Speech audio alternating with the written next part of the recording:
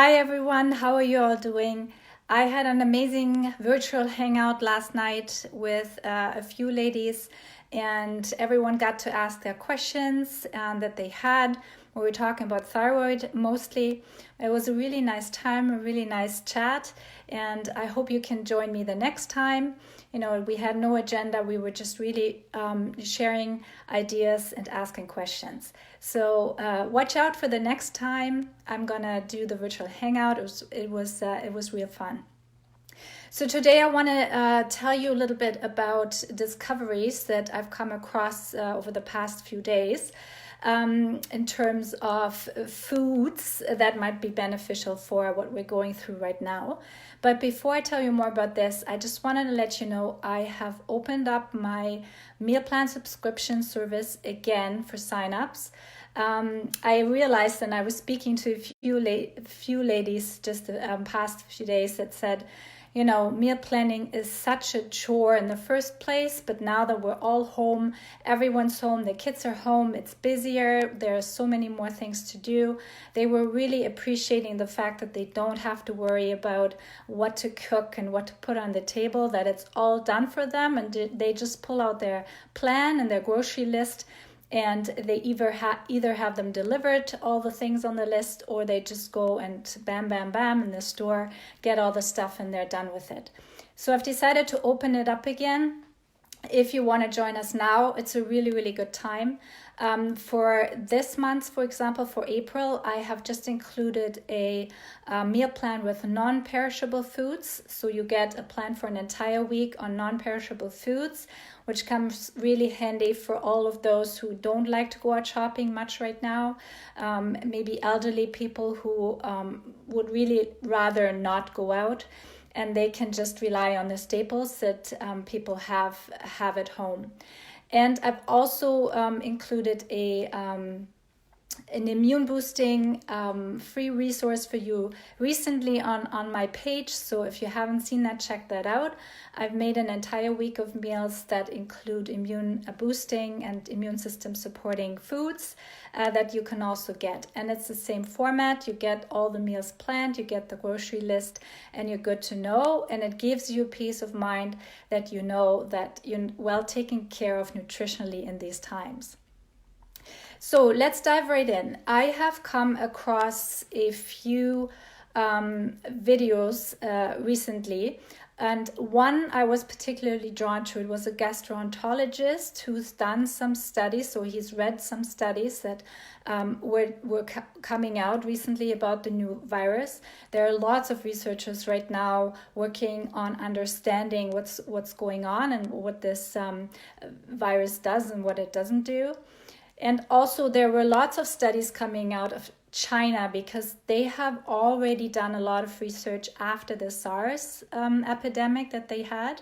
After that, that was really a topic on the agenda to understand what happened there.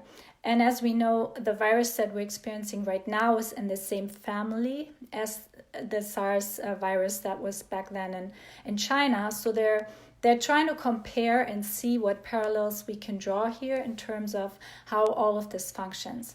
So I'm going to just relay his message. So I want you to know that's not what I claim to be true. I'm just relaying what this gastroenterologist has found by looking through the research. So he was basically explaining that this virus binds to an ACE2 receptor. That's a receptor we have on our cells. And they are predominantly in the lungs, in the intestines, and the duodenum. So, for example, if we have underlying conditions, and I now also mention things like high cholesterol or high blood pressure, these people who have these conditions have increased ACE2 receptors in their cells because they get upregulated with that condition. So now you can imagine there are more ACE2 receptors, so the virus has more chance to dock on and more like cells that can get affected.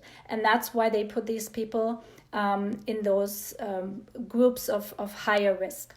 And also if you have gut infections, for example, you have bacterial overgrowth, or you have candida or leaky gut, all of this allows the virus an easier entry into your system, because the gut defenses there down and your immune system gets weakened. So that's one of the mechanisms that they were talking about, that this gastroenterologist mentioned.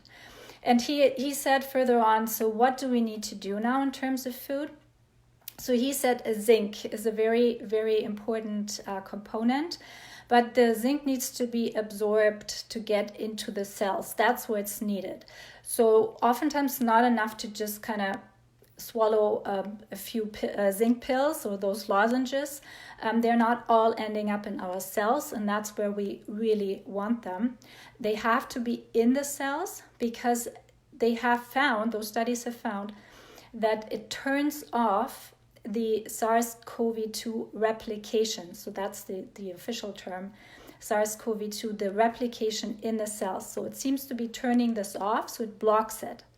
So the more zinc we have in the cells, the more it blocks that the virus can actually replicate in those cells.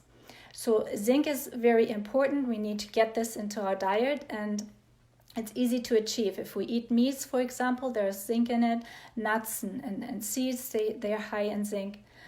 But how do we get them in the cells? So it needs sort of a facilitator to get into the cells. And he mentioned, for example, polyphenols is a really good facilitator to get the zinc into the cells. And polyphenols is what makes the fruits and the vegetables colorful. So everything that has color in the veggie world contains polyphenols. So that's why we always recommended right from the get-go to always eat tons of fruit and vegetables, especially now, to provide all the vitamins and minerals that we need to get the nutrition in to help our immune system, helps us to stay healthy and not get sick. Quercetin is another really good helper to get zinc into the cells.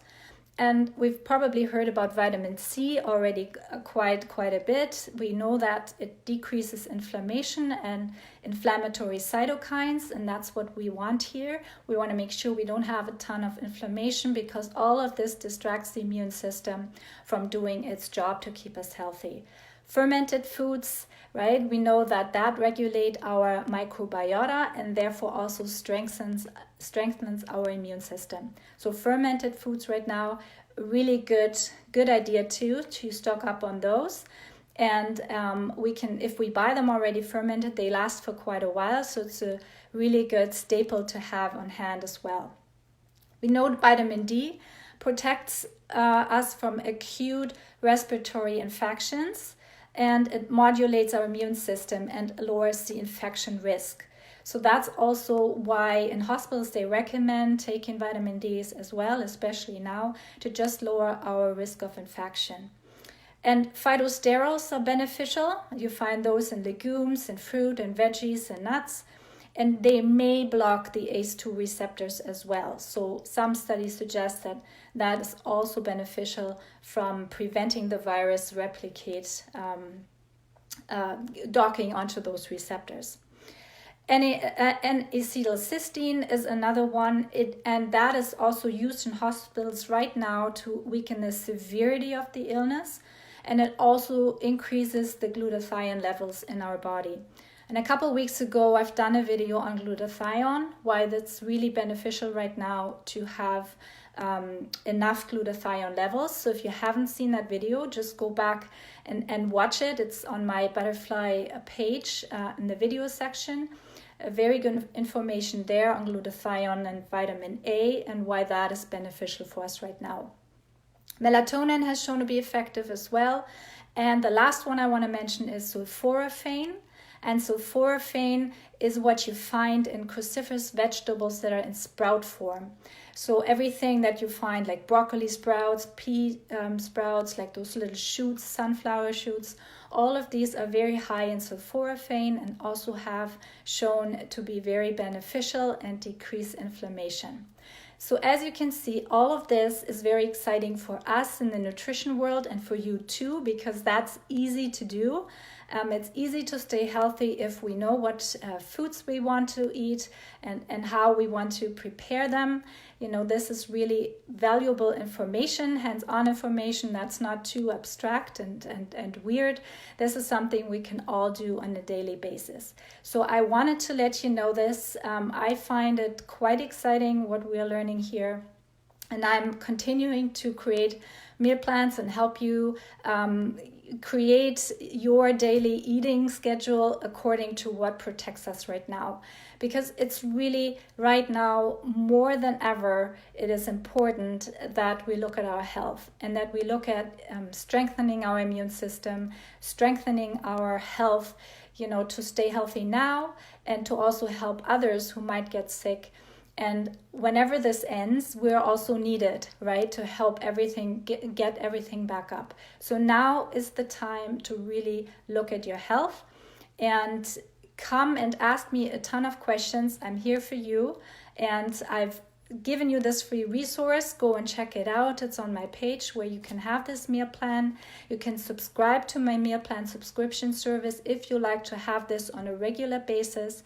And I'm always including good stuff for you to keep you healthy. That's the number one goal I have. And I also have an immune support program that I just recently launched. If we need the accountability, we really want to ramp up our game, now's a good time. And we do everything that we can from what we know right now is to strengthen our immune system. So that's a 4 weeks program that I've put together. If you're interested, you can also have a look at my page or contact me at any time, and I will let you know how you can hop on board. All right, I hope that was helpful. If you have any questions, please feel free to post below. Let me know, and I will talk to you next time. Have a really good week. Bye.